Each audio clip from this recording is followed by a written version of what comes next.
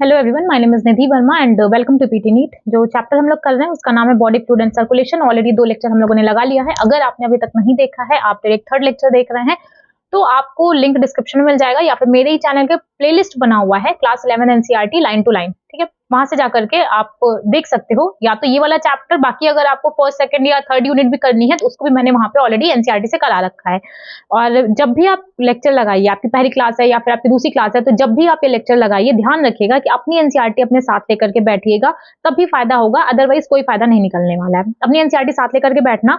और हम लोग क्या करते हैं, हम लोग सिर्फ एनसीईआरटी रीड करेंगे, हर एक चीज लाइन टू लाइन मीनिंग समझते हुए चलते हैं, क्योंकि ज्यादातर बच्चों को प्रॉब्लम आता है एनसीईआरटी की लाइन समझने में। क्वेश्चंस वहीं से आएंगे और आप वहीं से गलत करके आते हो, ठीक है। वहीं से आएंगे, वहीं से आप गलत करके आओगे।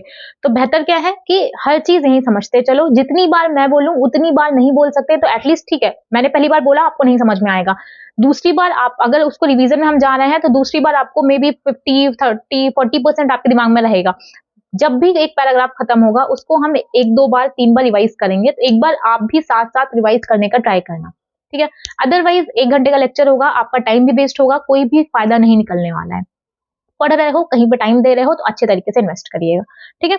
तो चलो देखो, इसमें हम लोगों ने बहुत सारी चीजें ऑलरेडी कर लिया है। सिर्फ लास्ट टॉपिक बचा है कार्डियक साइकिल्स, एक्चुअली हम लोग को पढ़ना है कार्डियक साइकिल से। तो बेसिकली हार्ट जो था, ह्यूमन हार्ट था, उसमें कुछ बातें हैं, आप ध्यान रखिए कि जो ह्यूमन हार्ट होता है ना, वो इस तरीके से होता है। मान लो ये आपका हार्ट है, ठीक है। हार्ट में टोटल 4 चैम्बर होते हैं। ये सारी चीजें मैंने लास्ट क्लास में बताई थी। हार्ट में टोटल 4 चैम्बर्स होते हैं।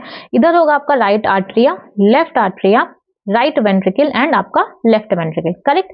इसके बाद अगर थोड़ा बहुत आर्टरी के बारे में आपको बताएं तो जो ब्लड यहां से आता है लेफ्ट आर्टरिया में, वो आएगा आपका पल्मोनरी वेन के थ्रू, ठीक है। पीवी मतलब पल्मोनरी वेन। और जो राइट वेंट्रिकल से निकलेगा, यहां पे होती है आपकी पल्मोनरी आर्टरी, पीए पीवी। ये है आपका पल्मोनरी वेन, ये है आपका पल्मोनरी आर्टरी, ठीक है।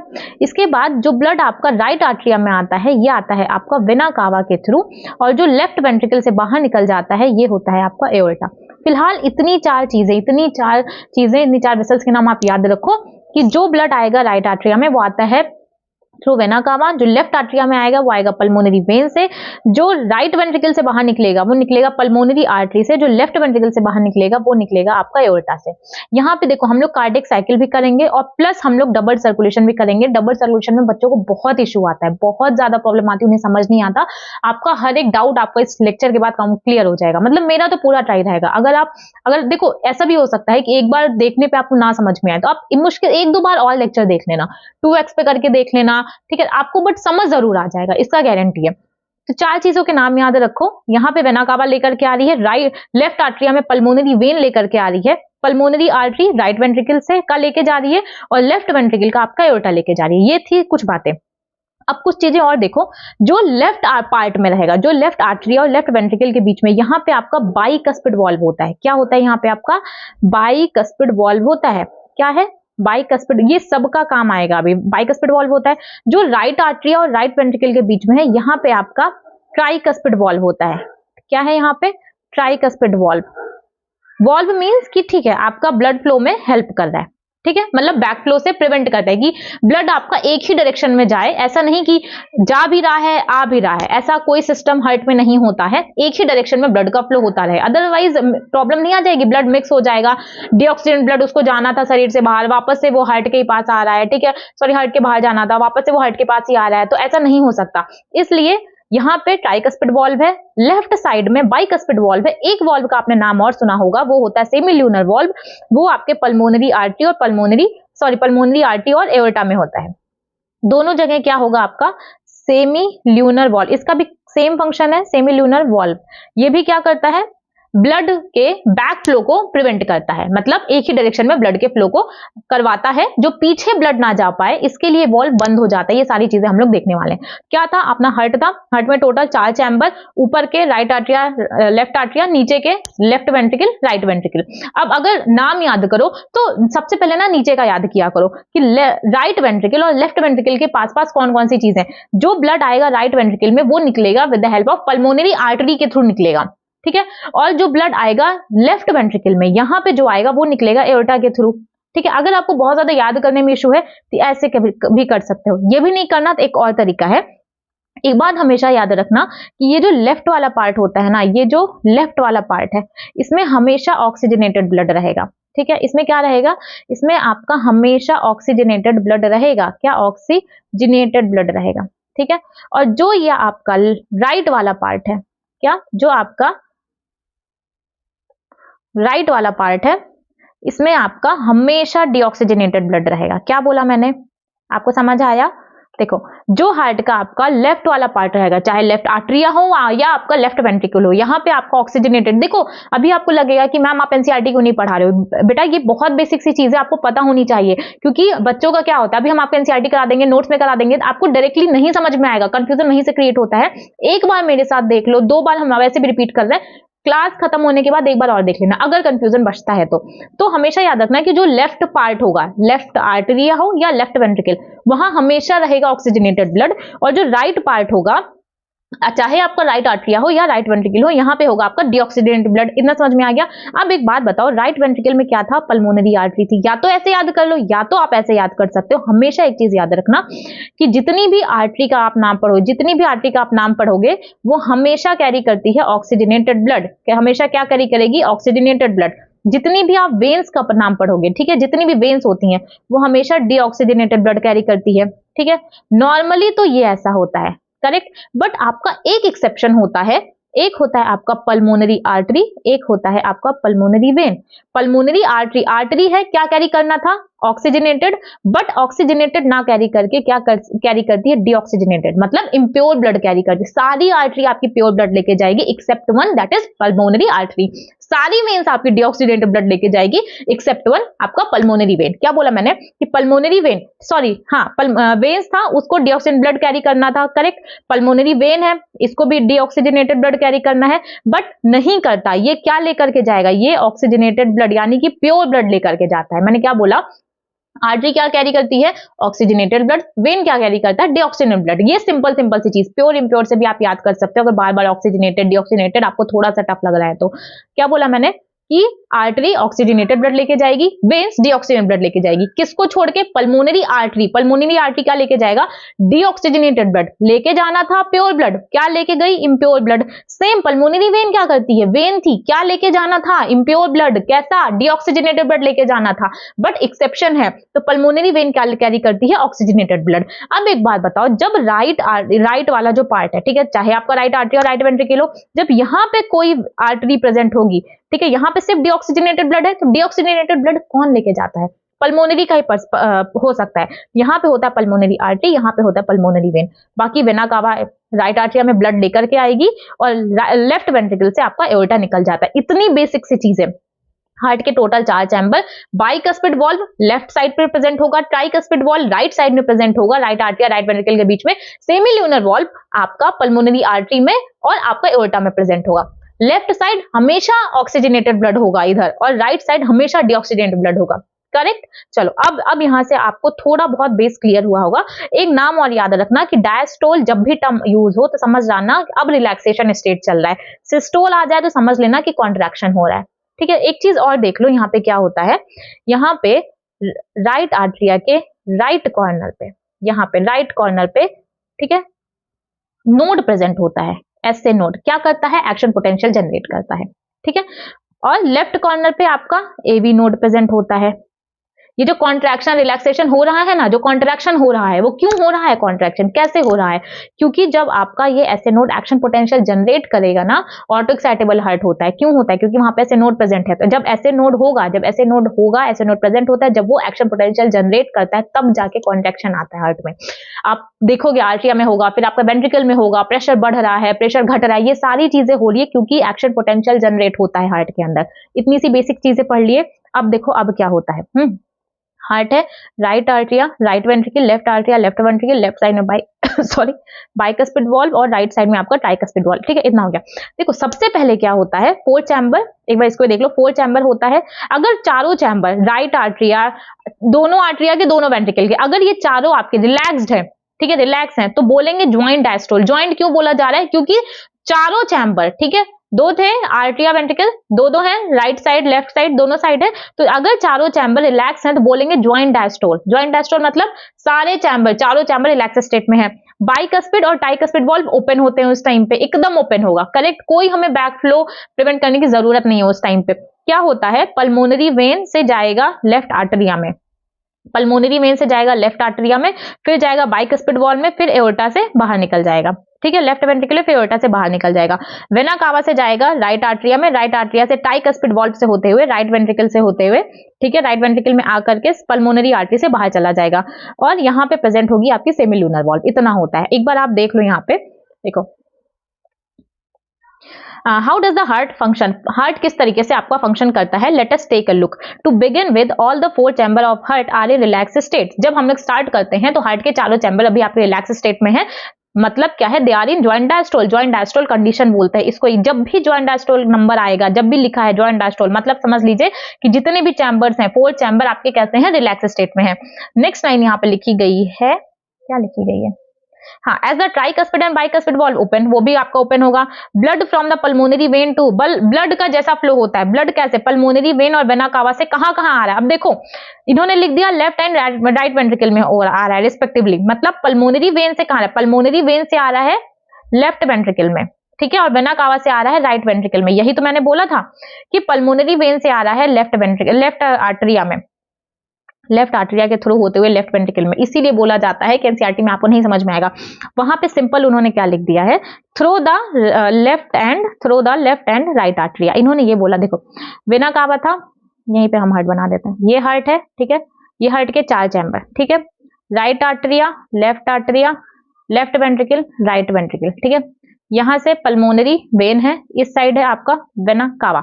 अब देखो इन्होंने क्या लिखा, पल्मोनरी वेन से आ रहा है, मतलब पल्मोनरी वेन से आ रहा है, कहां जा रहा है, लेफ्ट वेंट्रिकल में जा रहा है, कहां से, लेफ्ट आर्टरिया से, पल्मोनरी वेन से आया, लेफ्ट आर्टरिया से होता हुआ ब्लड आ रहा है लेफ्ट वेंट्रिकल में, क्योंकि बाइकस्पिड ट्राइकस्पिड वॉल्व ओपन है। उसी तरीके से यहां लिखा है कि ब्लड वेना कावा से आ रहा है, वेना कावा से आ रहा है, कहां जा रहा है, राइट वेंट्रिकल में, वेना कावा से आया, राइट आर्टरिया से होते हुए राइट वेंट्रिकल में चला गया। क्यों, क्योंकि आपके हार्ट ज्वाइंट डायस्टोल वाली कंडीशन में, हार्ट रिलैक्स स्टेट में है, आपके सारे वॉल्व ओपन है इस टाइम पे, ठीक, तो आपका हार्ट फ्रीली मूव कर रहा है।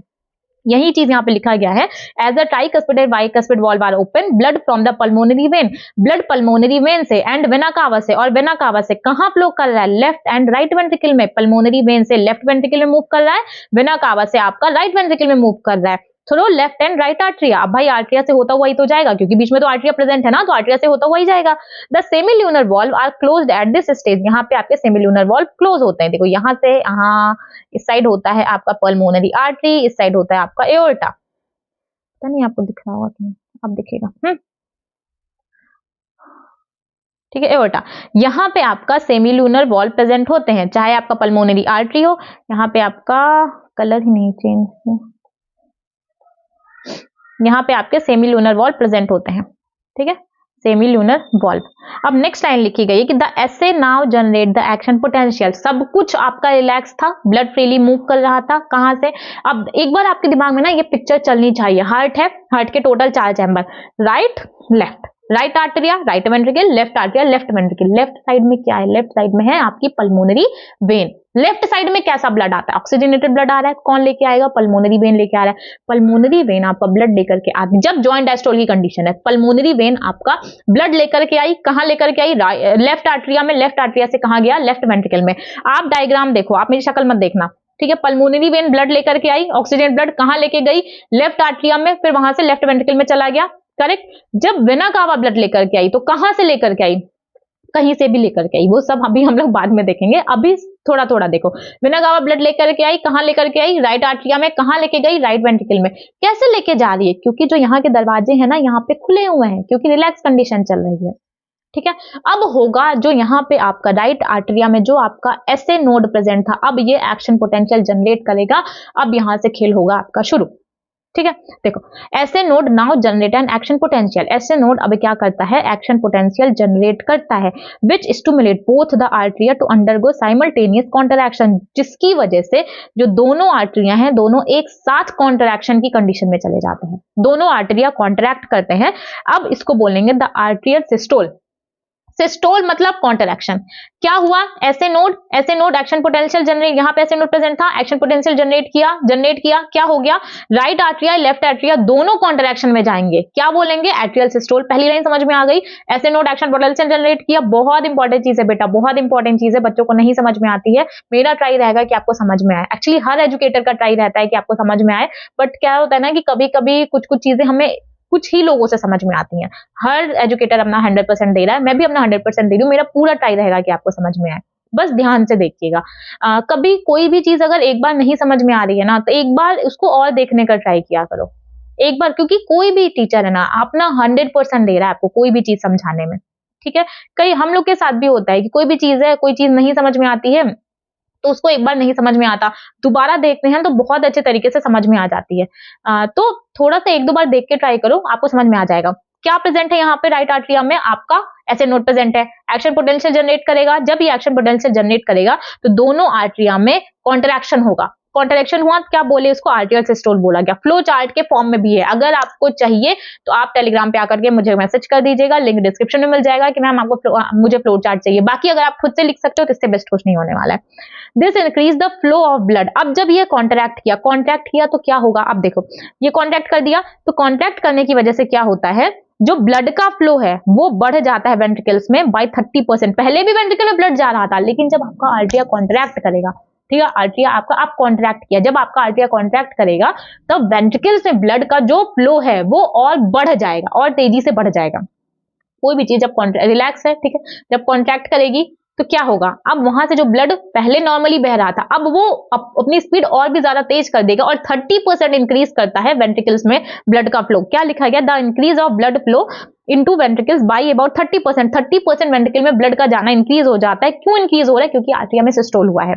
The action potential is conducted to the ventricular side by the AV node. अब देखो यहाँ पे जो आपका, जब आपका यहाँ पे प्रेजेंट था, क्या यहाँ पे आपका ऐसे नोड प्रेजेंट है, ये एक्शन पोटेंशियल जनरेट किया, अब ये क्या करेगा, अभी एक्शन पोटेंशियल सिर्फ यही है, हमारे पास यहाँ पे भी एक एवी नोड है, यहाँ पे भी नोड है, यहाँ पे पूरा ये एवी बंडल आ जाता है, पुरकिंजे फाइबर बना देता है। तो अब एक्शन पोटेंशियल क्या कर रहा है, भेज रहा है एवी नोड के पास। तो वही लाइन यहाँ पे लिखा गया है कि action potential is conducted to the ventricular side. अब एक्शन पोटेंशियल कंडक्ट हुआ है वेंट्रिकुलर साइड में एवी नोड के पास, एंड बंडल, एवी बंडल में, from where the bundle of His transmit it to through the entire ventricular musculature. देखो पहले आपका ऐसे नोड एक्शन पोटेंशियल जनरेट करेगा, फिर वहां से वो कंडक्ट करेगा एवी नोड को।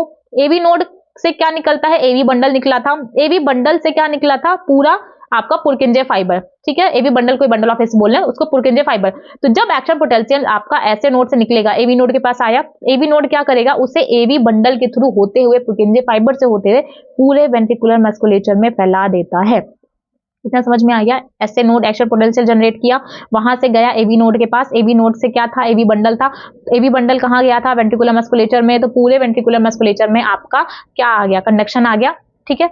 अब यहाँ पे क्या लिखा गया है, this cause the ventricular muscles to contract. अब तक आर्टरिया कॉन्ट्रैक्ट की थी, बट जब एक्शन पोटेंशियल कंडक्ट हुआ एवी नोड में, वहां से गया एवी बंडल में, वहां से गया पुरकिंजे फाइबर में, पूरे वेंट्रिकुलर मस्कुलेचर में, अब क्या हुआ, अब जो आपका वेंट्रिकल था वो कॉन्ट्रैक्ट किया, और इसको नाम दिया गया कि वेंट्रिकुलर सिस्टोल हो रहा है। क्या हो रहा है, वेंट्रिकुलर सिस्टोल हो रहा है। The atria undergoes relaxation. Atria जब वेंट्रिकुलर सिस्टोल होगा अब आर्टरिया जाएगी रिलैक्सेशन में, ठीक है। आर्टरिया गई रिलैक्सेशन में, बोला गया डायस्टोल, आर्टरिया रिलैक्सेशन में गई, बोला गया diastole, coinciding with the ventricular systole. कब आर्टरिया का डायस्टोल हो रहा है, कब हो रहा है, जब आपका वेंट्रिकल कॉन्ट्रैक्ट कर रहा है, उस टाइम पे आपका आर्टरिया का सिस्टोल हो रहा है, डायस्टोल हो रहा है। जब वेंट्रिकल कॉन्ट्रैक्ट किया आर्टरिया रिलैक्स हो गई, ठीक है। The ventricular systole increase the ventricular pressure. जब वेंट्रिकुलर में, ठीक है, जब वेंट्रिकल में सिस्टोल होता है, ठीक है, जब वेंट्रिकल आपका कॉन्ट्रैक्ट करता है तो उसकी वजह से वेंट्रिकल्स में प्रेशर बढ़ जाता है। प्रेशर बढ़ने की वजह से ये जो आपके वॉल्व ओपन थे ना, ये वॉल्व क्लोज हो जाते हैं। क्लोज क्यों हुए, मैंने क्या बोला था, ये वॉल्व क्लोज इसलिए होते हैं ताकि ब्लड वापस से आर्टरिया में ना जा पाए, ठीक है। क्या फायदा रहेगा, नहीं तो क्या फायदा रहेगा, तो ब्लड हमें डीऑक्सीडेंट ब्लड कहीं और भेजना होगा, ऑक्सीडेंट ब्लड कहीं और भेजना होगा, ऐसा तो नहीं हमें वापस से आर्टरिया में भेजना है, हमें बैकफ्लो ब्लड का प्रिवेंट करना होगा।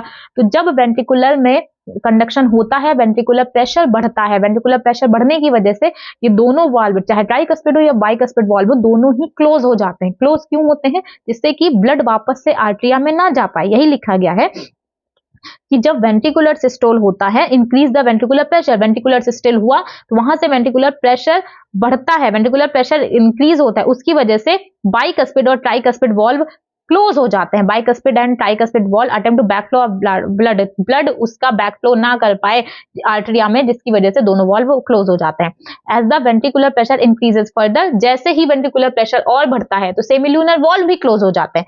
Semilunar valve guarding the pulmonary artery right side में और एओर्टा, सॉरी वो दोनों ओपन हो जाएंगे, तभी तो ब्लड वहां पे जा पाएंगे। देखो यहाँ पे आपका पल्मोनरी आर्टरी था, सॉरी थोड़ा सा गलत हो गया।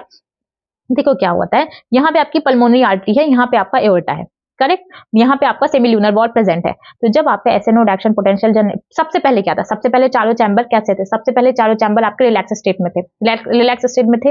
सबसे पहले क्या होता है, राइट आर्टरिया में कॉन्ट्रैक्शन होता है, ठीक है, सॉरी बोथ आर्टरिया में कॉन्ट्रैक्शन होता है, ठीक है। आर्टरिया में कॉन्ट्रैक्शन हुआ, क्या बोला गया इसको, आर्टरियल सिस्टोल, आर्टरियल सिस्टोल बोला गया। तो जब यहाँ पे कॉन्ट्रैक्शन होता है तो blood flow, bicuspid tricuspid valve open ही थे, तो ब्लड फ्लो क्या करते हैं, जो ब्लड का फ्लो है वो वेंट्रिकल्स में इंक्रीज होता जाता है बाय 30% ब्लड का फ्लो वेंट्रिकल्स में इंक्रीज हो जाता है, ठीक है। तो जब ब्लड आपका यहाँ पे आता है वेंट्रिकल में आपके ब्लड आ गए, अब क्या होता है, एसे नोड एक्शन पोटेंशियल जनरेट करेगा। एसे नोड एक्शन पोटेंशियल जनरेट करता है, वो कंडक्ट होता है एवी नोड के पास, एवी नोड से निकलता है बंडल ऑफ हिस पुरकिंजे फाइबर के थ्रू उस एक्शन पोटेंशियल को कंडक्ट करा देता है पूरे वेंट्रिकल मस्कुलेचर में, पूरे वेंट्रिकल में अब आपका एक्शन पोटेंशियल जनरेट हो गया है। उसकी वजह से क्या होगा, आपका दोनों वेंट्रिकल कॉन्ट्रैक्ट करता है। जब आपका वेंट्रिकल कॉन्ट्रैक्ट करेगा आपका आर्टरिया हो जाएगा रिलैक्स, ठीक है। वेंट्रिकल कॉन्ट्रैक्ट कर दिया, आर्टरिया होगा रिलैक्स। जब वेंट्रिकल कॉन्ट्रैक्ट करता है, बोथ वेंट्रिकल जब कॉन्ट्रैक्ट करेंगे तो यहाँ का प्रेशर बढ़ जाता है, यहाँ का प्रेशर बढ़ जाएगा। प्रेशर बढ़ने की वजह से बाइकस्पिड और ट्राइकस्पिड वॉल्व दोनों क्लोज हो जाते हैं। क्लोज क्यों हुए, जिससे कि वाटर का बैकफ्लो ना हो पाए आर्टरिया में, वाटर का बैकफ्लो ना हो पाए आर्टरिया में। जब प्रेशर बढ़ता है ये दोनों हो जाएंगे क्लोज, सेमिल्यूनर वॉल्व हो जाएगा ओपन। ओपन क्यों हो रहा है, जिससे कि ब्लड यहाँ जा पाए, ब्लड आगे अपना रास्ता बना पाए, ठीक है। वो क्लोज हो गया, यहाँ इतना ही हम लोगों ने अभी तक पढ़ा। अब इसके बाद क्या होता है, allowing the blood to ventricle through these vessels into the circulatory pathway, blood आपका सर्कुलेटरी पाथवे में हो जा पाए। इसकी वजह से जब वेंट्रिकुलर प्रेशर बढ़ता है तो सेमिल्यूनर वॉल्व आपके ओपन हो जाते हैं। द वेंट्रिकल नाउ रिलैक्स, अब वेंट्रिकल रिलैक्स हो गया, क्या बोले, वेंट्रिकुलर डायस्टोल। अब क्या होगा, जब वेंट्रिकल रिलैक्स होगा तो वेंट्रिकुलर प्रेशर कम हो जाता है। जब वेंट्रिकुलर प्रेशर कम होगा तो सेमिल्यूनर वॉल्व, ठीक है, वो कैसे हो जाएंगे, कॉजिंग द क्लोजर। अब सेमिल्यूनर वॉल्व का भी, सेमिल्यूनर वॉल्व ओपन दे, अब वो भी क्लोज हो जाएंगे। अब क्लोज क्यों हो रहे हैं, जिससे कि बैकफ्लो ना हो पाए ब्लड का, ब्लड वापस से वेंट्रिकल में ना पाए, इसके लिए सेमिल्यूनर वॉल्व क्लोज हो जाते हैं। As the ventricular pressure decline further, जैसे ही वेंट्रिकुलर प्रेशर और कम होता है ट्राइकस्पिड एंड बाइकस्पिड वॉल्व दोनों ही ओपन हो जाते हैं प्रेशर के साथ। आर्टरिया क्या एग्जर्ट करती है, अच्छा भाई ब्लड की वजह से जो आर्टरिया एग्जर्ट करती है, दोनों वॉल्व आपके वापस से ओपन हो जाते हैं। Which was being emptied into the them by the veins, ये पहले ही हो चुका है। The blood now once again move freely to the ventricle, अब जॉइंट डायस्टोल की कंडीशन आ गई, अब वापस से ब्लड आपके नॉर्मली मूव करते हैं जैसे पहले मूव कर रहे थे। Ventricle and atria are now again in joint diastole condition. Soon the SA node generate a new action potential and event of describe, जो पहले हुआ वो वापस से होता रहता है और ये साइकिल है, ये लगातार चलती रहती है। अब मैं आपको एक बार बहुत अच्छे तरीके से और समझा देते हैं। देखो खेल होता कहां से शुरू है, सबसे पहले क्या हुआ, चारों चैम्बर है, चारों चैम्बर रिलैक्स स्टेट में है, क्या बोलते हैं, ज्वाइंट डायस्टोल। क्या मैंने बोला, चारों चैम्बर है, सिर्फ सुनते जो आपको याद हो जाएगा, चारों चैम्बर है, रिलैक्स स्टेट में थे, क्या बोला गया, ज्वाइंट डायस्टोल। बट आपके दिमाग में चलना चाहिए, ठीक है, जब ज्वाइंट डायस्टोल था तो बाइकस्पिड ट्राइकस्पिड वॉल्व कैसे थे, ओपन थे। बाइकस्पिड, और जैसा ये रहेगा उसका उल्टा ये रहेगा, सेमिल्यूनर वॉल्व, ये बात याद रखिएगा, bicuspid tricuspid valve open, semilunar valve close, ठीक है, सेमिल्यूनर वॉल्व क्लोज, जिससे ब्लड आपका आर्टरिया वेंट्रिकल में ही रहे, कहीं बाहर ना निकल जाए। तो पल्मोनरी वेन से थ्रू आपका आता है ब्लड, पल्मोनरी वेन से थ्रू ब्लड आया लेफ्ट आर्टरिया में, गया लेफ्ट वेंट्रिकल में, दोनों वॉल्व ओपन थे तो फ्रीली मूव कर रहा है। वेना कावा से ब्लड आया राइट आर्टरिया में, गया राइट वेंट्रिकल में, किसके थ्रू, ट्राइकस्पिड वॉल्व के थ्रू। ज्वाइंट डायस्टोल कंडीशन में आपके दोनों वॉल्व ओपन रहेंगे। सेमिल्यूनर वॉल्व यहाँ पे जो थे वो क्लोज होते हैं, जिसकी वजह से ब्लड आपके पल्मोनरी आर्टरी और एओर्टा में नहीं जा पाता। इन्हें समझ में आ गया। रिलैक्स कंडीशन में क्या है, रिलैक्स कंडीशन में सिंपल सा इतना होता है कि वेना कावा से और पल्मोनरी वेन से जो ब्लड आता है अपने रेस्पेक्टिव साइड में, वो फ्रीली मूव कर रहा होता है और दोनों वॉल्व ओपन होते हैं। बट जो सेमिल्यूनर वॉल्व है वो उस टाइम पे क्लोज होता है। सिर्फ इतना समझो कि ब्लड को आपको यहाँ पे रोक के रखना है जब तक कि कॉन्ट्रैक्शन नहीं होगा। जैसे कॉन्ट्रैक्शन होगा, जैसे नाटक शुरू होगा, अब इन दोनों को क्लोज कर देना, सेमिल्यूनर वॉल्व को ओपन कर देना। अब पहला स्टेप क्या होता है, ऐसे नोड जनरेट करता है एक्शन पोटेंशियल, ऐसे नोड एक्शन पोटेंशियल जनरेट करता है, ठीक है। खेल शुरू होता है अब। ऐसे नोड एक्शन पोटेंशियल जनरेट करता है, आर्टरिया, दोनों आर्टरिया स्टिमुलेट होती हैं, उसमें कॉन्ट्रैक्शन होता है, टर्म दिया जाता है आर्टेरियल सिस्टोल। ठीक है, जब आर्टरिया कॉन्ट्रैक्ट करती है तो उससे क्या होता है, ब्लड का फ्लो वेंट्रिकल में 30% इंक्रीज हो जाता है। पहले भी ब्लड फ्रीली मूव कर रहा था, लेकिन जब आर्टरिया में कॉन्ट्रैक्शन होता है तो ब्लड के फ्लो की जो स्पीड थी वो 30% और इंक्रीज हो गई। वही होता है कि ऐसे नोड एक्शन पोटेंशियल जनरेट करता है, दोनों आर्टरिया स्टिमुलेट होते हैं, कॉन्ट्रैक्शन होता है, टर्म दिया गया आर्टेरियल सिस्टोल। आर्टेरियल सिस्टोल में क्या हुआ कि अब जो ब्लड का फ्लो था, ब्लड का जो फ्लो था वो 30% इंक्रीज हो गया वेंट्रिकल्स में, तो ब्लड चला गया आपके वेंट्रिकल में, ब्लड वेंट्रिकल में जाने लगा। ठीक है, इतना हो गया। अब क्या होगा, ऐसे नोड जो एक्शन पोटेंशियल जनरेट कर रहा था वो कंडक्ट करता है एबी नोड पे। ठीक है, एबी नोड पे कंडक्ट किया, वहां से गया एबी बंडल में, एबी बंडल से गया बंडल ऑफ हिस में, और बंडल ऑफ हिस क्या करता है, उस कॉन्ट्रैक्शन को, ठीक है, जो एक्शन पोटेंशियल आया उसको पूरे वेंट्रिकुलर मस्कुलेचर में उसको स्प्रेड कर देता है। ठीक है, अब जब एक्शन पोटेंशियल आ गया आपके, कहां पे आ गया, वेंट्रिकल्स में आ गया, अब क्या होगा, वेंट्रिकल करेंगी कॉन्ट्रैक्ट, होगा वेंट्रिकल सिस्टोल, आर्टरिया हो जाएगी रिलैक्स, क्या बोलेंगे, डायस्टोल। जब वेंट्रिकल कॉन्ट्रैक्ट करेगी तो प्रेशर बढ़ जाता है। अब वेंट्रिकल कॉन्ट्रैक्ट कर गई, बाइकस्पिड ट्राइकस्पिड वॉल कैसे थे, वो क्लोज हो चुके थे, सॉरी अभी क्लोज होंगे। ठीक है, क्योंकि ब्लड आ रहा था। तो जब वेंट्रिकल कॉन्ट्रैक्ट करेगा प्रेशर बहुत ज्यादा बढ़ जाता है, प्रेशर बढ़ने की वजह से बाइकस्पिड और ट्राइकस्पिड वॉल्व आपके क्लोज हो जाएंगे। क्लोज हमेशा याद रखिए, ये लब डब अभी बाद में हम लोग पढ़ेंगे। तो जब बाइकस्पिड और ट्राइकस्पिड वॉल्व क्लोज होंगे, जब भी दरवाजा बंद होता है तो आवाज आती है। ठीक है, तो उस आवाज को, पहला हार्ड साउंड होता है उसको लब बोलेंगे। जब सेमीलूनर वॉल्व आपका क्लोज होगा तो उसको बोलते हैं डब। लब डब दो साउंड होगा, दोनों क्लोजिंग की वजह से, आधा ओपनिंग की वजह से कोई भी आवाज नहीं आएगी। तो क्या साउंड होता है, लब होता है। कब आया, जब आपका वेंट्रिकुलर कॉन्ट्रैक्शन होता है, जब आपका वेंट्रिकुलर सिस्टोल होता है, जब आपके वेंट्रिकल का प्रेशर इंक्रीज होता है, तो वहां पे क्या होता है, bicuspid and tricuspid valve close हो जाते हैं, जिससे कि बैकफ्लो ना हो पाए ब्लड का आर्टरिया में। उसके बाद क्या होता है, वेंट्रिकुलर प्रेशर बढ़ता है, सेमीलूनर वॉल्व क्या होता है, सेमीलूनर वॉल्व और पल्मोनरी आर्टरी, ये जब क्लोज हुआ तो हो जाएगा ओपन। पल्मोनरी आर्टरी के राइट और लेफ्ट साइड में ये ओपन हो जाते हैं। आपको याद है जब जॉइंट डायस्टोल कंडीशन थी उस टाइम पे बाइकस्पिड ट्राइकस्पिड दोनों ओपन थे। यहाँ पे मैंने क्या बोला था, जब जॉइंट डायस्टोल की कंडीशन थी बाइकस्पिड ट्राइकस्पिड ओपन थे, bicuspid tricuspid, but semilunar valve close था। लेकिन जब आपका वेंट्रिकल कॉन्ट्रैक्ट कर रहा है तो उस टाइम पे क्या हुआ, उस टाइम पे बाइकस्पिड ट्राइकस्पिड तो क्लोज है, लेकिन सेमीलूनर वॉल्व अब हो जाएगा ओपन, क्योंकि हमें वाटर की मूवमेंट भी आगे करानी है। ठीक है, सॉरी ब्लड की मूवमेंट भी आगे करानी है, तो सेमीलूनर वॉल्व वो दोनों हो जाते हैं ओपन। ठीक है, पल्मोनरी आर्टरी के भी और एओर्टा के, एओर्टा आपका लेफ्ट साइड में प्रेजेंट है, पल्मोनरी आर्टरी आपका राइट साइड में प्रेजेंट है। तो ब्लड पास करता है थ्रू दीज वेसल्स, वहां से सर्कुलेटरी पाथवे में चला जाता है। अब वेंट्रिकल रिलैक्स हो जाएगा, कहते हैं वेंट्रिकल डायस्टोल, प्रेशर घट जाता है, सेमीलूनर वॉल्व क्लोज हो जाता है, साउंड आएगा डब, वेंट्रिकुलर प्रेशर और डिक्रीज करता है। तो जो बाइकस्पिड और ट्राइकस्पिड वॉल्व क्लोज हुए थे वो हो जाते हैं ओपन, और वापस से ब्लड अगेन फ्रीली मूव करने लगता है वेंट्रिकल में, आर्टरिया में आता है, वहां से वेंट्रिकल में वापस से मूव करने लगेगा। फिर से ऐसे नोड एक्शन पोटेंशियल जनरेट करेगा, फिर से वो एबी नोड में ट्रांसमिट करेगा, फिर वहां से एबी बंडल में जाएगा। यही साइकिल कंटिन्यूअसली चलती रहती है। ठीक है, यही साइकिल कंटिन्यूअसली चलती रहती है। ठीक है, इतना समझ में आ गया।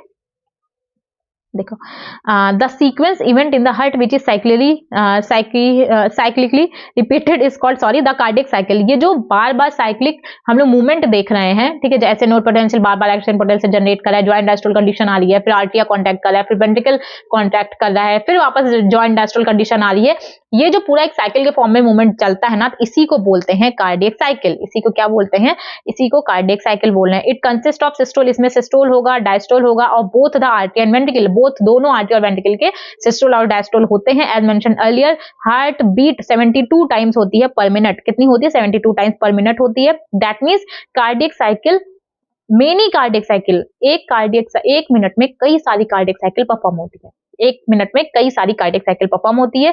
From this it could be deduced that the duration of A cardiac cycle is 0.8 second. एक मिनट में कई सारी कार्डियक साइकिल आ रही है, कई बार अपनी हार्ट बीट होती है, एक मिनट में 72 टाइम्स पर मिनट होता है, तो कार्डियक साइकिल का जो टाइम ड्यूरेशन होता है वो होता है 0.8 second. During cardiac cycle each ventricle pump out approximately 70 ml of blood. अब यहाँ से आपको 2-3 टर्म याद रखना होगा। एक स्ट्रोक वॉल्यूम क्या है, ठीक है, एक स्ट्रोक वॉल्यूम क्या है, और एक मैंने बता दिया, एक कार्डियक आउटपुट। ठीक है, देखो क्या लिखा है यहाँ पे कि each ventricle pumps out approximately 70 ml of blood which is called the stroke volume। जो stroke volume जो वेंट्रिकल होता है वो 70 ml of blood का पंप कर रहा है, इसी को स्ट्रोक वॉल्यूम कहते हैं। और अगर स्ट्रोक वॉल्यूम को मल्टीप्लाई कर दिया जाए हार्ट रेट से, स्ट्रोक वॉल्यूम कितना है 70 ml, हार्ट रेट आपका कितना है 72 टाइम, ठीक है। अगर इसको इससे मल्टीप्लाई कर दिया जाएगा तो इसी को कार्डियक आउटपुट कहते हैं। क्या कहते हैं? Cardiac output. स्ट्रोक वॉल्यूम कितना है? हर एक वेंट्रिकल ब्लड जो 70 ml ब्लड पंप करता है उसको बोलते हैं स्ट्रोक वॉल्यूम। और स्ट्रोक वॉल्यूम को अगर हार्ट बीट के साथ मल्टीप्लाई कर दिया जाए तो आपका क्या आ जाता है? Cardiac output. ठीक, कार्डियक आउटपुट आ जाता है। Therefore, the cardiac output can be defined as the volume of blood pumped out by each ventricle per minute। तो कार्डियक आउटपुट की अगर डेफिनेशन पूछी जाए तो ये होता है कि हर एक मिनट में जो वेंट्रिकल आपके ब्लड को पंप कर रहा है, दोनों वेंट्रिकल की बात हो रही, ईच वेंट्रिकल जो आपका ब्लड पंप कर रहा है हर एक मिनट में, उसी को बोलते हैं कार्डियक आउटपुट। और कितना होता है?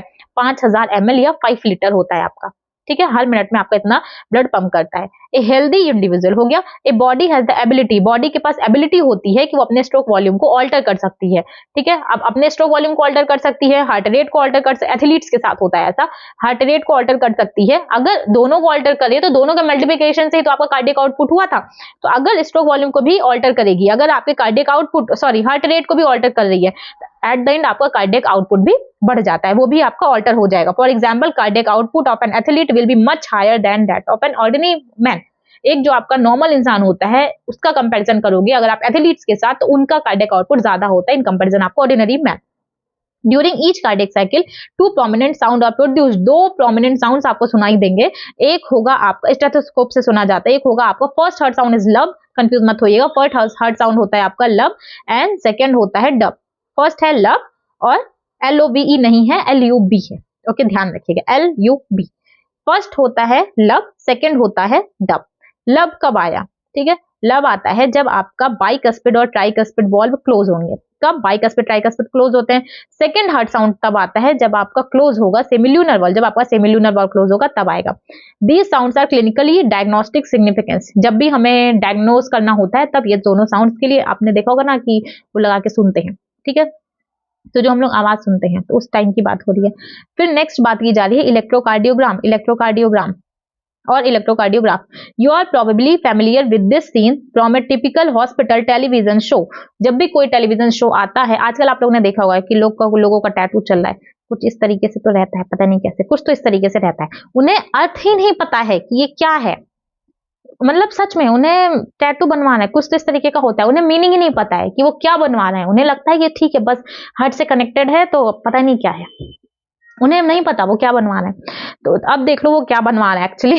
इलेक्ट्रोकार्डियोग्राम, यू प्रोबेबली, यहाँ पे इन्होंने बोला कि जब भी आप टीवी देखते हो वहां पे आप लोगों ने देखा होगा कि कुछ इस तरीके का ग्राफ बन के आता है, आपके वहां पे एक मशीन लगी होती है, ठीक है। अगर वो ऐसे ऐसे चल रही है तो मतलब इंसान जिंदा है, स्ट्रेट हो गई तो मतलब इंसान निकल लिया, तो उसी की बात हो रही है यहाँ पे कि क्या बात हो रही है कि a patient is hooked up to monitoring machine that show voltage traces on a screen and makes the sound. कैसा साउंड मेक करता है? पीप पीप पीप पीप, मतलब इंसान गया। As the potential goes into cardiac arrest. TV में, Hindi television show में ये सारे नाटक होते हैं। क्या लिखा गया कि हाँ, मतलब अब इसका क्या मतलब है? अगर आपको इस तरीके का साउंड आ रहा है, कैसा? पीप पीप पीप पीप, मतलब जो पेशेंट है उसको कार्डियक अरेस्ट हो चुका है, वो अब नहीं है वो, ठीक है, अब उसकी डेथ हो चुकी है, करेक्ट। इसके बाद यहाँ पे लिखा गया है कि दिस टाइप ऑफ मशीन, जो मशीन है उसको बोलते हैं इलेक्ट्रोकार्डियोग्राफ। मुझे नहीं लगता इसमें अब किसी से भी गलती होती है। मशीन को ग्राफ बोला जाता है, रिवर्स है, थोड़ा समझने में गलती होती है।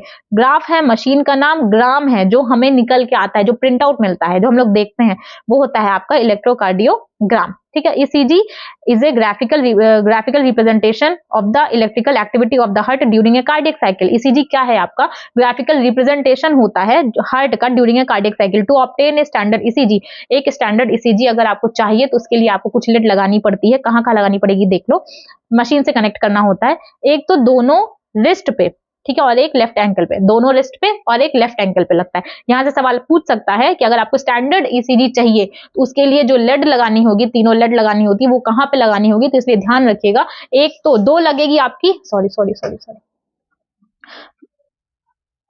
दो लगेगी आपकी एक एक रिस्ट पे और एक लगेगा आपका लेफ्ट एंकल पे, ठीक है। इसके बाद आया है कि that continuously monitoring the heart activity for a detail. अगर आपको एक डिटेल्ड इवैल्यूएशन चाहिए हार्ट फंक्शन का, तो वहां पे आपको चेस्ट रीजन में कई सारी लेड लगानी पड़ती है। आप लोगों ने ये भी टीवी में देखा होगा कि चेस्ट वाले रीजन पे कई सारे लेड लगी हुई होती है। अगर आपको डिटेल इवैल्यूएशन चाहिए हार्ट फंक्शन का, तो उसके लिए आपको चेस्ट में कई सारे लेड लगाना पड़ेगा। Here we will talk only about standard ECG, but यहाँ पे हम लोग सिर्फ स्टैंडर्ड ईसीजी की बात कर रहे हैं। तो टोटल 3 लेड लगेगी, एक लगेगी दोनों रिस्ट पे और एक लगेगा आपका लेफ्ट एंकल पे। अब इसके बाद यहाँ पे इन्होंने बोला कि each peak in the ECG is identified with a letter from P to T that correspond to a specific electrical activity of the heart। हम लोग P to T से पढ़ेंगे, यही आपकी इलेक्ट्रिकल एक्टिविटी को दिखाएगा। अब यहां से गेम होगा मजेदार। यहां से सवाल, यहां से बिना क्वेश्चन आए पेपर नहीं बनता, फिर भी बच्चे गलती करके आते हैं। आपको याद कैसे करना है वो हम आपको बताते हैं। देखो, पी वेव क्या रिप्रेजेंट करेगा, ठीक है। पी वेव रिप्रेजेंट करता है डीपोलराइजेशन, ठीक है। क्या रिप्रेजेंट कर रहा है? डीपोलराइजेशन। मतलब कि जो दोनों आर्टरियां हैं वो क्या कर रही हैं? कॉन्ट्रैक्शन में है, ठीक है। दोनों आर्टरियां कॉन्ट्रैक्ट में है। क्यू आर एस, देखो पी क्या रिप्रेजेंट कर रहा है? कॉन्ट्रैक्शन, ठीक है। कॉन्ट्रैक्शन किसका? आर्टरिया का, ठीक है। अब क्यू आर एस क्या रिप्रेजेंट, ऐसे आपको भी लिखना है, क्यू आर एस क्या रिप्रेजेंट कर रहा है? डीपोलराइजेशन वेंट्रिकल का, ठीक है। मतलब वेंट्रिकल कॉन्ट्रैक्ट कर रहे हैं, वेंट्रिकल कॉन्ट्रैक्ट कर रहे हैं, क्या? Depolarisation, correct. डीपोलराइजेशन ही तो कहते हैं ना, डीपोलराइजेशन, डीपोलराइजेशन, ठीक है। ये भी आपका सेम शो कर रहा है। तो एक बात ध्यान रखना, चाहे P हो चाहे QRS है, दोनों ही ये सिर्फ आपको याद करने के लिए बताना है, दोनों ही डीपोलराइजेशन रिप्रेजेंट करता है। बट P आर्ट्रिया को करेगा और जो QRS कॉम्प्लेक्स है वो आपके वेंट्रिकल को करता है, करेक्ट। इकलौता T होता है जो डीपोलराइजेशन को रिप्रेजेंट करता है। अब आप देखिए आगे क्या होगा कि कहा गया, the contraction start shortly after Q and marks the beginning of the systole. Contraction कहां से स्टार्ट शॉर्टली होगा? Q के बाद, ठीक है। यहां से आपके वेंट्रिकल का कॉन्ट्रैक्शन स्टार्ट होगा। The T wave represent the return of the ventricle from excited to normal. जो T वेव है ये क्या रिप्रेजेंट कर रहा है? रिपोलराइजेशन, रिपोलराइजेशन मतलब नॉर्मल स्टेट। रिपोलराइजेशन किसका? वेंट्रिकल का, किसका? वेंट्रिकल का, ठीक है। Repolarisation the end of T wave marks the end of systole. ये आपके सिस्टोल के एंड हो गया, मतलब जो कॉन्ट्रैक्शन चल रहा था वो आपका खत्म हो गया। सिर्फ आपको इतना याद रखना, देखो P QRS T, P और जो QRS कॉम्प्लेक्स है ये दोनों डीपोलराइजेशन दिखाएंगे। जो P है वो आर्ट्रिया को करेगा, QRS वेंट्रिकल को करेगा। T वेव किसको रिप्रेजेंट करता है? रिपोलराइजेशन ऑफ वेंट्रिकल, मतलब सिस्टोल का एंड हो चुका है।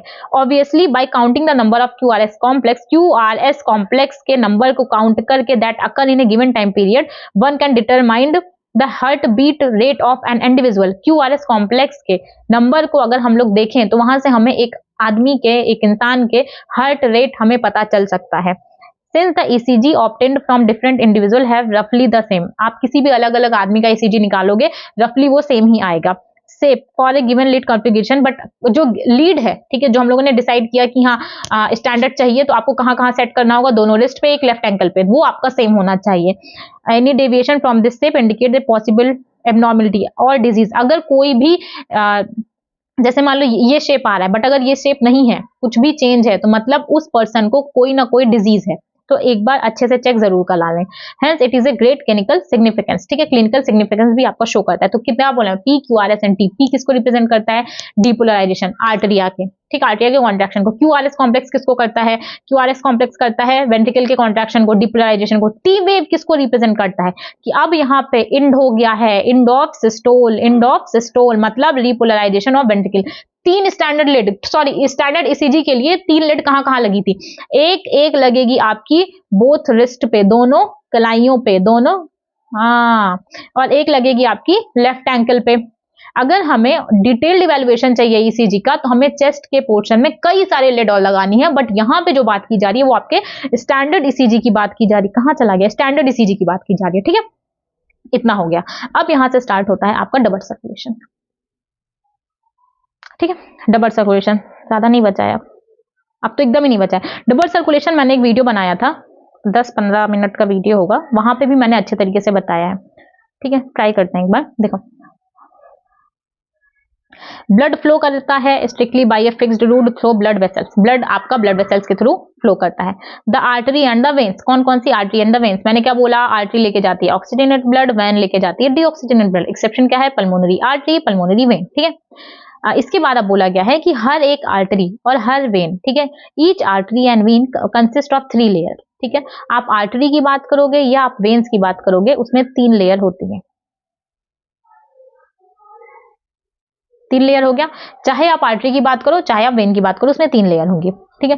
जो इनर लाइनिंग है, inner lining of squamous endothelium, जो इनर लाइनिंग है उसको बोलते हैं ट्यूनिका इंटीमा। जो इनर लाइन है ये है आपकी tunica intima. A middle layer of smooth muscles, ठीक है। कैसी है ये याद रखिएगा, ये वाली बात याद रखिएगा कि स्क्वैमस एंडोथेलियम की है, ट्यूनिका इंटीमिया कैसी है, स्क्वैमस एपिथेलियम की है। स्मूथ मसल की कौन ही है, स्मूथ मसल और इलास्टिक फाइबर की ट्यूनिका मीडिया।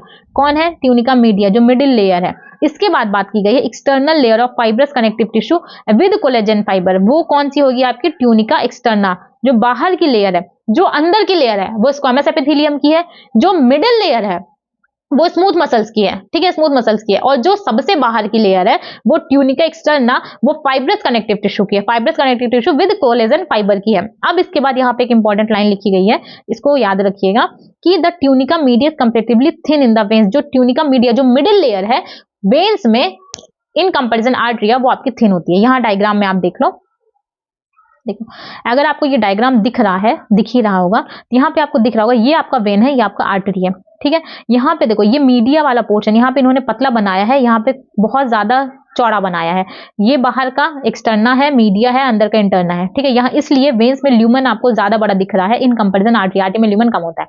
तो जो ट्यूनिका मीडिया है, ट्यूनिका मीडिया आर्टरी की वो थिक होती है, बट जो ट्यूनिका मीडिया होती है वेन्स की वो कैसी होती है, वो काफी ज्यादा थिन होती है। कैसी होती है, काफी थिन होती है। वही चीज यहाँ पे लिखी गई है, the tunica media is comparatively thin. आपको क्या क्या याद रखना है इसमें कि जो अनर लाइन है, कौन कौन सी लेयर, 3 लाइन, ट्यूनिका इंटीमिया अंदर की, बीच की मीडिया, बाहर की एक्सटर्ना, ठीक है। जो ट्यूनिका इंटीमा है, किसकी इंटीमिया किसकी बनी है, स्क्वैमस एंडोथेलियम की। जो मिडिल लेयर है, मिडिल लेयर है वो किसकी बनी है, स्मूथ मसल और इलास्टिक फाइबर की, स्मूथ मसल और इलास्टिक फाइबर की। जो आउटर मोस्ट है ट्यूनिका एक्सटर्ना वो किसकी बनी है, वो फाइब्रस कनेक्टिव टिश्यू और कोलेजन की बनी है, फाइब्रस कनेक्टिव टिश्यू और कोलेजन फाइबर की बनी है। किसकी ट्यूनिका मीडिया थिन है, आर्टरी की या वेन की, वेन्स की ट्यूनिका मीडिया थिन होती है। किसकी बनी होती है, स्मूथ मसल की, ठीक है, स्मूथ मसल्स की और इलास्टिक फाइबर की। अब इसके बाद बात की जा रही है, as mentioned earlier the blood pumped by the right ventricle enters the pulmonary artery whereas the left ventricle pumps blood into the aorta. समझ आया, चलो अब समझ आएगा।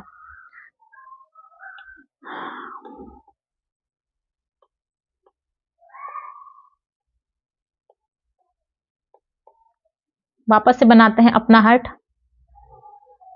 ठीक है। हार्ट के कितने चैम्बर, 4 चैम्बर, हार्ट के 4 चैम्बर, ठीक है। इधर है आपका राइट आर्टरिया, इधर है आपका लेफ्ट आर्टरिया, इधर है आपका राइट वेंट्रिकल, इधर है आपका लेफ्ट वेंट्रिकल, ठीक है। यहाँ पे आपका ट्राइकस्पिड, यहाँ पे बाइकस्पिड, यहाँ से निकलेगी आपकी pulmonary vein, sorry pulmonary artery, यहाँ से निकलेगा आपका एओर्टा। ये सब मैंने बता दिया है। यहाँ से जाएगा आपका पल्मोनरी वेन, यहाँ से आएगा आपका वेना कावा, ठीक है। अब देखो अब क्या लिखा गया है, लिखा है इन्होंने कि blood pumped bye the right ventricle, जो ब्लड राइट वेंट्रिकल से पंप होता है, इंटर्स द पल्मोनरी आर्टरी, जो ब्लड राइट वेंट्रिकल से पंप होता है वो पल्मोनरी आर्टरी में आता है। इन्होंने यही लिखा है जो ब्लड राइट वेंट्रिकल से पंप होता है इंटर करता है पल्मोनरी आर्टरी में, वेयर एज जो ब्लड लेफ्ट वेंट्रिकल से पंप करता है वो कहाँ इंटर करता है, एओर्टा में। जो लेफ्ट वेंट्रिकल से पंप करता है ब्लड वो आता है आपका एओर्टा में। पहली लाइन क्लियर है कि जो ब्लड राइट वेंट्रिकल से आया वो आया पल्मोनरी आर्टरी में, जो लेफ्ट वेंट्रिकल से आया वो आया आपका एओर्टा में। पहली लाइन क्लियर। नेक्स्ट लाइन लिखी गई है कि द डीऑक्सीजनेटेड ब्लड, अब यहां से खेल शुरू होगा प्योर इम्प्योर का। The deoxygenated blood pumped into the pulmonary artery, तो देखो इस साइड डीऑक्सीजनेटेड ब्लड ही रहेगा, तो डीऑक्सीजनेटेड ब्लड कहाँ आ गया, डीऑक्सीजनेटेड ब्लड आ गया पल्मोनरी आर्टरी में, और ऑक्सीजनेटेड ब्लड आ गया, ऑक्सीजनेटेड ब्लड आ गया आपका एओर्टा में, ठीक है। क्या लिखा गया है कि the deoxygenated blood pumped into the pulmonary artery is passed on to the lungs. जो अब यहां से एक एक की बात की जा रही है, ठीक है। देखो जो ब्लड आता है, डीऑक्सीजनेटेड ब्लड आता है पल्मोनरी आर्टरीज में, ठीक है, पल्मोनरी आर्टरी में आता है, ये लंग्स के पास चला जाता है। कहां चला जाता है, लंग्स के पास, ठीक है। ये लंग्स के पास चला जाएगा, यहां से आपको नहीं समझ में आएगा, आपको यहां से समझ में आएगा। देखो होता क्या क्या, शुरू से देखो क्या क्या होता है कि जब यहां से आपका राइट वेंट्रिकल से ठीक है, राइट वेंट्रिकल से ब्लड आया, राइट वेंट्रिकल से ब्लड आता है पल्मोनरी आर्टरी में। ये थी आपकी पल्मोनरी आर्टरी। राइट वेंट्रिकल में मैंने क्या बोला था कि इस साइड होगा आपका डीऑक्सीजनेटेड ब्लड और लेफ्ट साइड होगा आपका ऑक्सीजनेटेड ब्लड। ये मैंने आपको पहले ही बता दिया था। तो क्या होता है, जब राइट वेंट्रिकल से ब्लड आता है, ठीक है, वो जाएगा पल्मोनरी आर्टरी में। पल्मोनरी आर्टरी, अब डीऑक्सीजनेटेड ब्लड है, प्योर होने की जरूरत पड़ेगी। प्योर होने के लिए कहां जाएगा, लंग्स के पास जाता है। तो पल्मोनरी आर्टरी से डीऑक्सीजनेटेड ब्लड चला जाता है लंग्स के पास। अब लंग्स उसको करेगा प्योर, ऑक्सीजनेटेड करेगा। अब पल्मोनरी आर्टरी से आया, पल्मोनरी वेन से निकलेगा, ऑक्सीजनेटेड हो गया, अब आ जाएगा लेफ्ट आर्टरी में। लंग्स का यूज हुआ है इसमें, इसलिए इसको बोलते हैं पल्मोनरी सर्कुलेशन। एक सर्कुलेशन हो गया, लंग्स का यूज हुआ, क्या बोला गया, पल्मोनरी सर्कुलेशन। ठीक है, अब यहां से ये होता है लेफ्ट आर्टरी में क्या आया, लेफ्ट आर्टरी में आया आपका ऑक्सीजनेटेड ब्लड आ गया। तो जब लेफ्ट आर्टरी से आपका ऑक्सीजनेटेड ब्लड आता है, कहां पे, राइट लेफ्ट वेंट्रिकल में, यहां से जाएगा एओर्टा में, एओर्टा के थ्रू चला जाएगा पूरे बॉडी के अलग अलग ऑर्गन्स में। ऑर्गन में क्या, एक बार बताओ, ऑर्गन में ऑक्सीजन ब्लड जाएगा या डीऑक्सीजन ब्लड? प्योर ब्लड ही जाएगा ना, नहीं तो फिर अलग अलग तरीके की प्रॉब्लम क्रिएट करेगा ना। तो हमारी बॉडी में तो प्योर ब्लड जाना चाहिए ऑर्गन्स में, तो बाकी के ऑर्गन्स में जाता है ऑक्सीजनेटेड ब्लड। अब जब ऑक्सीजन ब्लड जाएगा ऑर्गन्स में, तो कुछ टॉक्सिन्स तो रिलीज करेगा ना ऑर्गन, कुछ तो इंप्योरिटीज रिलीज करेगा। तो ऑर्गन से निकलता है डीऑक्सीजनेटेड ब्लड, और मैंने क्या बोला था, डीऑक्सीजन ब्लड राइट साइड में रहेगा। वो डीऑक्सीजन ब्लड वेना कावा के थ्रू चला जाता है राइट आर्टरिया में। इसको बोलते हैं सिस्टेमिक सर्कुलेशन। क्या बोलते हैं, सिस्टेमिक सर्कुलेशन। आपको कंफ्यूजन है तो यहाँ पे एक बार आप देख लो मेरे साथ साथ, बट ये चीज आनी चाहिए आपको।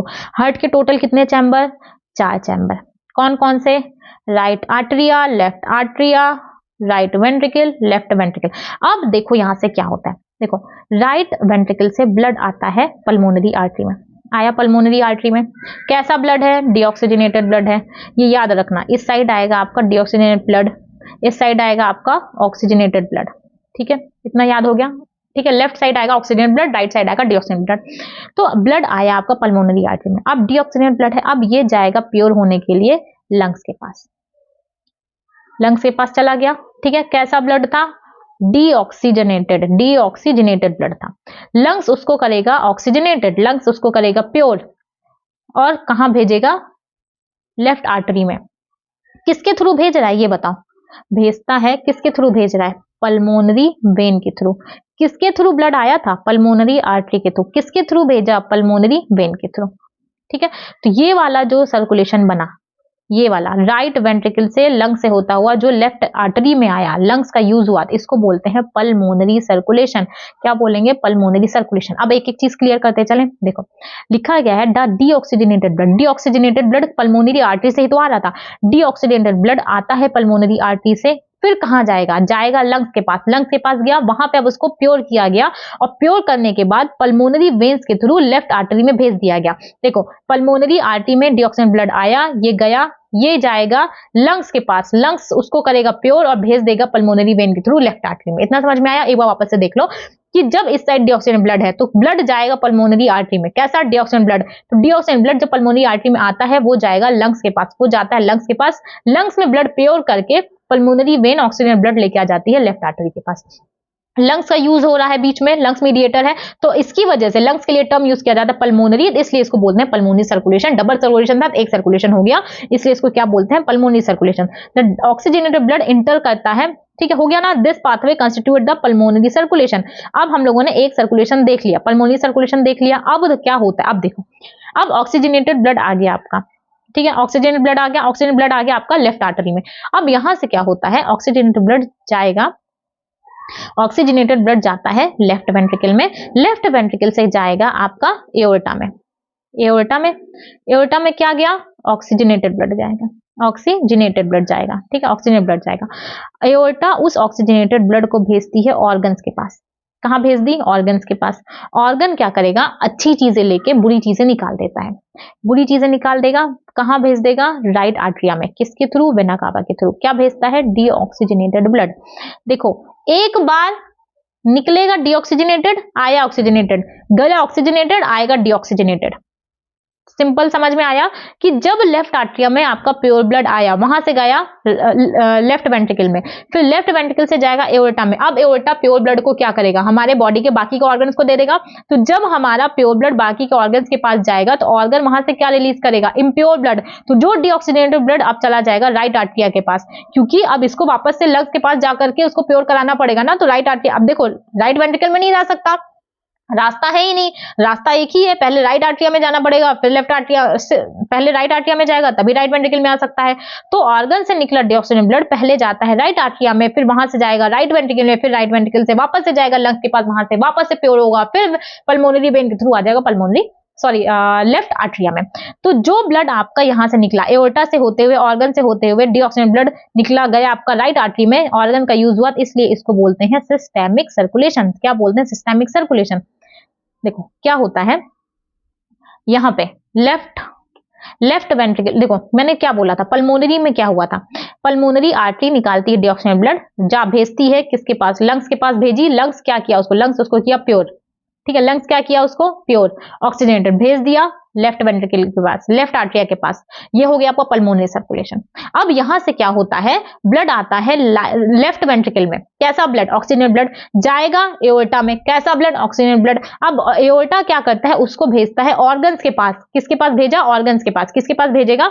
ऑर्गन्स के पास, ठीक है, उसको भेजा ऑर्गन्स के पास, यहां से ब्लड गया ऑर्गन्स के पास, कैसा ब्लड? प्योर ब्लड, ऑर्गन निकालेगा कैसा? Deoxygenated blood. अब इसको भेजेगा राइट आर्टरी में, किसके थ्रू? वेना कावा के थ्रू भेज देता है। ये साइकिल हमेशा चलती रहती है। प्योर ब्लड होने के लिए जाएगा लंग्स में, फिर जब प्योर हो जाएगा जाएगा ऑर्गन्स में, वहां से डीऑक्सीजन ब्लड निकलेगा, फिर वो वापस से हार्ट के राइट साइड में आएगा, फिर राइट आर्टरिया, राइट वेंट्रिकल, फिर वहां से पल्मोनरी आर्टरी के थ्रू होता हुआ जाएगा लंग्स में। ये साइकिल हमेशा चलती रहती है। एक बार पढ़ लेते हैं कि the oxygenated blood entering the aorta, oxygenated blood जो आपके एओर्टा में आता है, carried bye a network of artery, arteriole and capillaries. देखो ये है आर्टरी, ये डिवाइड हो जाती है छोटी छोटी आर्ट्रियोल में, ये आगे जल करके बना देती हैं कैपिलरीज, ठीक है, यही यहाँ पे बोला जा रहा है कि आर्टरी, आर्ट्रियोल एंड कैपिलरीज में होता हुआ वेन्यूल उसको कलेक्ट कर देते हैं, जैसे आर्ट्रियोल है वैसे वेन्यूल्स बोला जाता है। From where the deoxygen blood is collected by the system of venule, deoxygen blood आपके वेन्यूल से कनेक्ट कर लिए जाते हैं, venule, veins and vena cava, emptied into the right artery, इसको राइट आर्टरी में भेज दिया जाता है। This is the systemic circulation, ये होता है आपका systemic circulation. The systemic circulation provide nutrient. अब देखो यही तो था, सिस्टेमिक सर्कुलेशन ही तो था जो ऑर्गन्स के पास ऑक्सीजनेटेड ब्लड लेके जा रहा था।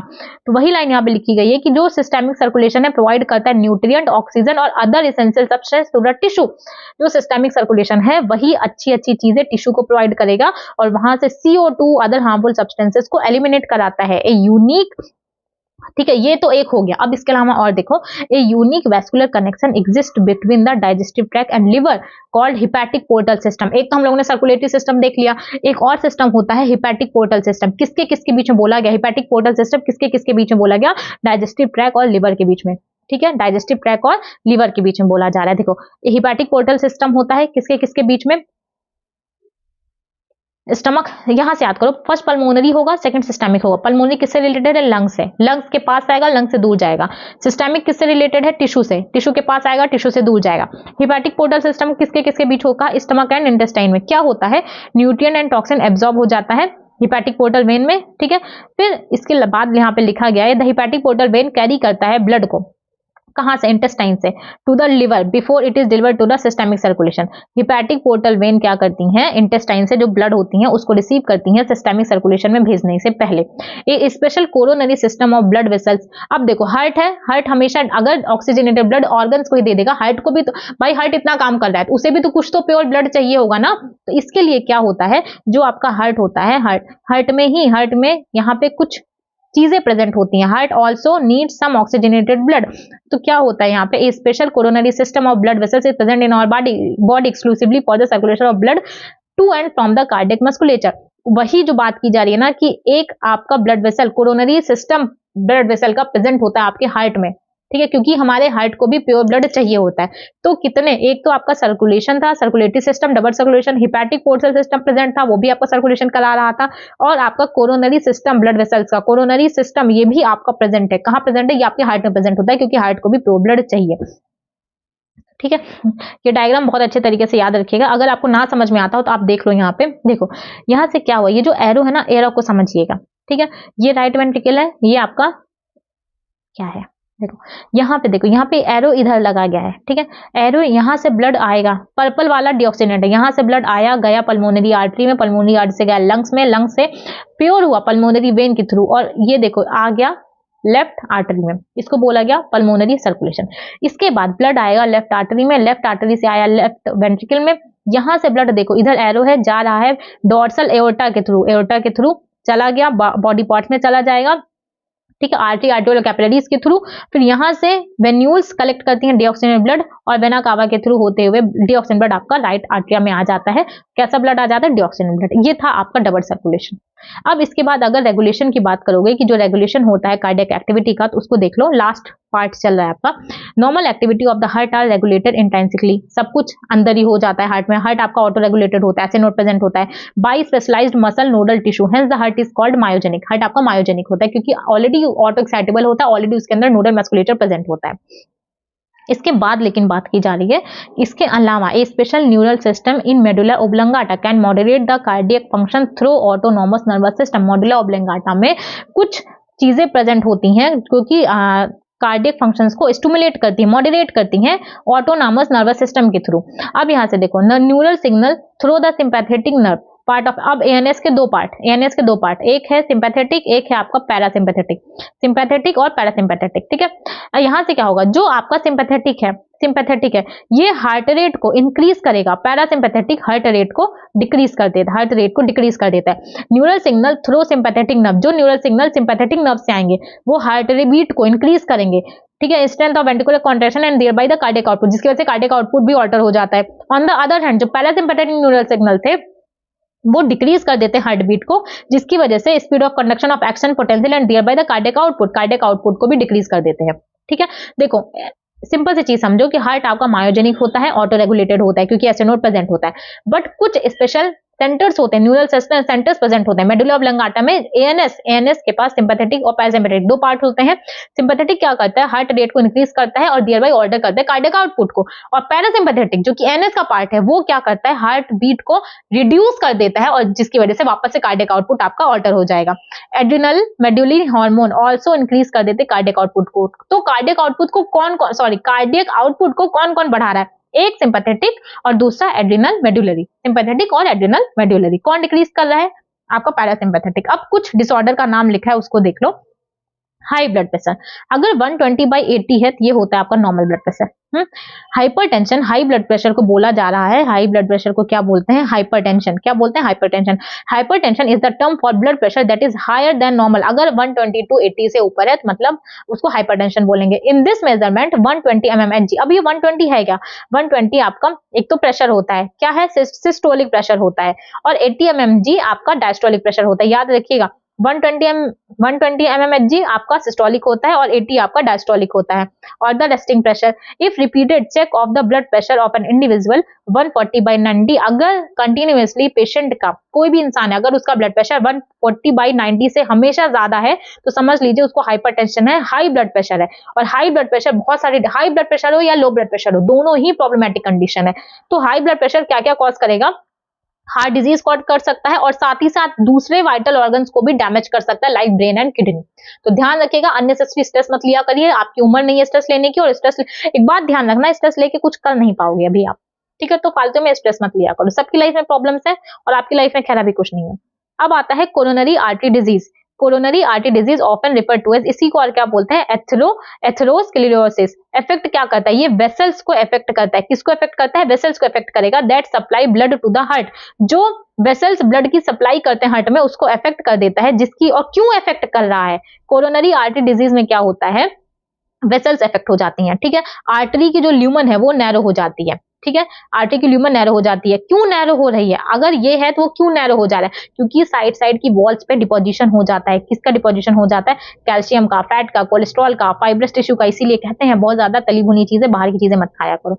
नेक्स्ट आता है एंजाइना पेक्टोरिस, ठीक है, एंजाइना, ठीक है, एंजाइना पेक्टोरिस बोलते हैं। सिम्टम क्या है, एक्यूट चेस्ट पेन, ठीक है, एक्यूट चेस्ट पेन स्लो होता है थोड़ा, शॉर्ट टर्म के लिए, और एक्यूट चेस्ट पेन आएगा अपीयर जब आपके हार्ट मसल्स को इनफ ऑक्सीजन नहीं मिल पाएगी, तब ऐसा होता है।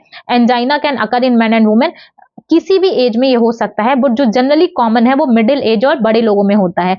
किसकी वजह से होता है, it occurs due the condition that affect the blood flow को अफेक्ट करेगा। Angina pectoris acute chest pain होता है, याद रखिएगा, जब हार्ट मसल्स को प्रॉपर ऑक्सीजन नहीं मिल पाती जितनी चाहिए तभी ये होगा।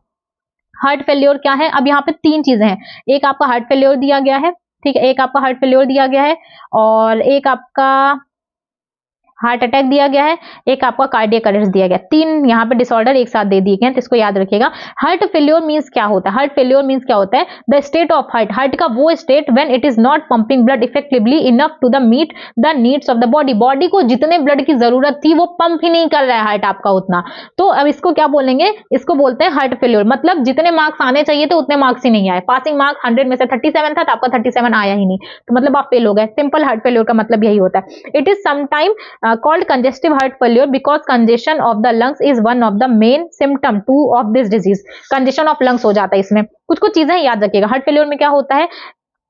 हार्ट क्या करता है? ब्लड प्रॉपर ब्लड नहीं पंप कर पाता जितना बॉडी को नीड होती है। इसमें क्या होता है? जो लंग्स में कंजेशन हो जाता है। करेक्ट। इसके बाद लिखा गया heart failure is not the same as cardiac arrest. Heart failure और कार्डियक अरेस्ट दोनों अलग अलग डिसऑर्डर्स होते हैं। कार्डियक अरेस्ट में क्या होता है? हार्ट आपका बीट करना ही बंद कर देगा, हार्ट बीटिंग ही आपकी रुक जा हार्ट बीट ही आपकी रुक जाएगी। और हार्ट अटैक में क्या होता है? When the heart muscles is suddenly damaged by an inadequate blood supply. जब हार्ट अटैक में क्या होगा? हार्ट मसल्स ही डैमेज हो जाते हैं। तो तीनों चीजें आप समझे कि देखो जो आपका हार्ट फेल्योर आपका क्या था कि बॉडी को जितनी नीड है उतना हार्ट आपका ब्लड पंप नहीं कर पा रहा है, जितने मार्क्स चाहिए उतने आप नहीं, पासिंग मार्क्स नहीं लेकर के आ पाए, तो आप फेल हो गए। सिंपल सी चीज, वो आपका हार्ट फेल्योर है। कार्डियक अरेस्ट क्या है? आपका हार्ट बीट ही नहीं कर रहा है, हार्ट बीट आपकी स्टॉप हो गई है। करेक्ट। इसके बाद हार्ट अटैक क्या होता है? जो आपकी हार्ट मसल्स होती हैं सडनली डैमेज हो जाती हैं। तीनों चीजें अलग अलग होती हैं, बट हम लोग नॉर्मल लाइफ में तीनों चीजें एक ही बोल देते हैं क्योंकि उतना नॉलेज नहीं होता। ठीक है, तो डिसऑर्डर्स याद रखिएगा, टोटल 4 दी गई है। एक आपका coronary artery disease, hypertension, angina pectoris दी गई है, और आपका लास्ट आपका हार्ट फेल्योर, कार्डियक अरेस्ट और हार्ट अटैक तीनों दिया गया है। बहुत अच्छे तरीके से याद रखिएगा। नेक्स्ट चैप्टर हम लोग याद स्टार्ट करेंगे अपना एक्सक्रीशन। ये थोड़ा 3 लेक्चर में चला गया, नेक्स्ट सारे 2-2 लेक्चर में जाएंगे। ठीक है, अच्छे तरीके से पढ़ाई करते रहिए। पढ़ाई करने का ना मन करे तो उसका भी एक सॉल्यूशन है, या तो पढ़ाई छोड़ दीजिए या तो मन के अगेंस्ट जाकर के पढ़ाई करिए। सक्सेस होने के लिए कभी भी आपको बिस्तर पे नहीं मिलने वाला है कि हाँ जैसे थाली परोस की मम्मी खाना दे देती हैं, तो एमबीबीएस की सीट्स वैसे नहीं मिलने वाली। मेहनत करना पड़ेगा, बहुत मेहनत करना पड़ेगा। ठंड आ गई है, नहीं पढ़ने का मन करता, बहुत सारे रीजन होते हैं, लेकिन देखो करना पड़ेगा। पता नहीं, हमेशा से मेरे एक क्वेश्चन रहता था कि हमेशा पेपर ठंड के बाद ही क्यों होता है, पता नहीं क्यों होता है, लेकिन ऐसा होता है। तो आप देखो, ठंड है, नहीं मन कर रहा है, बेड पे बैठ के पढ़ने का मन कर रहा है, कहीं पे भी बैठ के पढ़ने का मन कर रहा है, ठीक है, बैठ के पढ़ो, लेकिन पढ़ाई होनी चाहिए। बहुत सारे बच्चे होते हैं, मैंने सुना है ऐसा कि बेड पे बैठ के पढ़ेंगे, फिर पढ़ते पढ़ते सो जाते हैं। मेरे साथ ऐसा है कि अगर मेरे सामने बुक खुली हुई है, मुझे नींद तो नहीं आ सकती। ठीक है, तो पढ़ाई करिए, अच्छे तरीके से पढ़ाई करिए। बहुत अच्छा टाइम है आपके पास बहुत ज्यादा, देखो दिसंबर ऑलरेडी स्टार्ट हो चुका है, बहुत ज्यादा टाइम आपके पास नहीं बचा हुआ है। सिर्फ आपके पास 5 महीने का टाइम बचा हुआ है, जिसमें से कुछ दिन अभी आप बीमार रहने वाले हो, कुछ दिन आपको डिप्रेशन आने वाला है, कुछ दिन आपको एंजाइटी, ये सारी चीजें आती हैं, होंगी आप लोग के साथ। ठीक है, तो पढ़ते रहिए, बहुत कम टाइम बचा हुआ है। एट द एंड फिर कुछ बचता नहीं है, फिर आप सोचोगे कि 1 साल का और ड्रॉप लेना। देखो हर बार हर वीडियो में आपको ज्ञान नहीं दिया जा सकता, दिया इसलिए जाता है कि मे भी कोई नया बच्चा हो तो उसका कुछ भला हो जाए। बट समझिए, मेरे मोटिवेट कर देने से, किसी भी और इंसान के मोटिवेट कर देने से, किसी टीचर, किसी भी इन्फ्लुएंसर, किसी भी बड़े से बड़े मोटिवेटर के, अगर कोई भी आपको मोटिवेट कर दे रहा है ना, थोड़े टाइम के लिए होगा। ठीक है, थोड़े टाइम के लिए होगा। लाइफ एक जैसी नहीं होती है। ये मत सोचिए कि कोई ऐसा दिन आएगा जब आप पढ़ना स्टार्ट करोगे और फिर कभी नहीं रुकोगे। आज पढ़ना स्टार्ट करोगे, 2 दिन 3 दिन पढ़ोगे, मे बी चौथे दिन ना मन करे, बट पढ़ना पड़ेगा। बात मन की नहीं होती। कुछ सोचा है आपने लाइफ में, कुछ टारगेट सेट करके रखा है ना, उसके लिए मेहनत करिए, बहुत ज्यादा इंपॉर्टेंट है। और लाइफ में ना पढ़ना सबसे आसान होता है, ये बात हमेशा याद रखिएगा। पढ़ के सेलेक्ट होकर निकलना सबसे ज्यादा आसान होता है, बहुत ईजी है। बहुत ज्यादा ऐसे फील्ड हैं जो आपको आजकल बहुत अच्छा लगता है कि लोग यूट्यूब पे अपने वीडियोस डाल रहे, बहुत ईजी है। बहुत मुश्किल है भाई, बहुत मुश्किल है, बहुत मुश्किल चीजें होती है। लोग ऑडिशंस देते हैं मूवीज के लिए, बहुत टफ होता है। आप क्रिकेटर्स को देखते हो, आप सेलिब्रिटीज को देखते हो, जो चीजें नहीं पसंद है वो लोग वो सारी चीजें खाते हैं। लाइफ बहुत टफ है। आप ऐसे जगह पे हो जहां पे लाइफ एक्चुअल में आसान है, लेकिन आपको क्या लगता है, दुखों का सारा पहाड़ आपके ऊपर टूट पड़ा है। आपके घर वाले आपको नहीं समझते, आपके पेरेंट्स आपको नहीं समझते, सिर्फ आप ही हो जो आपको समझते हो। ये सब मत सोचिए, पढ़ाई करिए, कोई और बात नहीं होती। ठीक है, अच्छे तरीके से पढ़ाई करिए। नेक्स्ट क्लास में हम लोग अपना देखेंगे एक्सक्रीशन। ठीक है, एक्सक्रीटरी सिस्टम पूरा देखेंगे ह्यूमन का, और अच्छे तरीके से देखेंगे। आपको कोई और चैप्टर चाहिए तो उसका भी आप मुझे कमेंट में जाके मैसेज कर सकते हो। अगर आपको चैप्टर समझ में आया है तो मुझे अपना फीडबैक जरूर दीजिएगा। अच्छा लगता है, इंपॉर्टेंट होता है ना, अच्छा लगता है। बाकी कोई भी अगर आपको ऐसा लगे कि हम फास्ट जा रहे हैं, हम स्लो जा रहे हैं, तो वो भी जो भी जेन्युइन फीडबैक है वो बता सकते हो। ठीक है, चलो ओके, थैंक यू।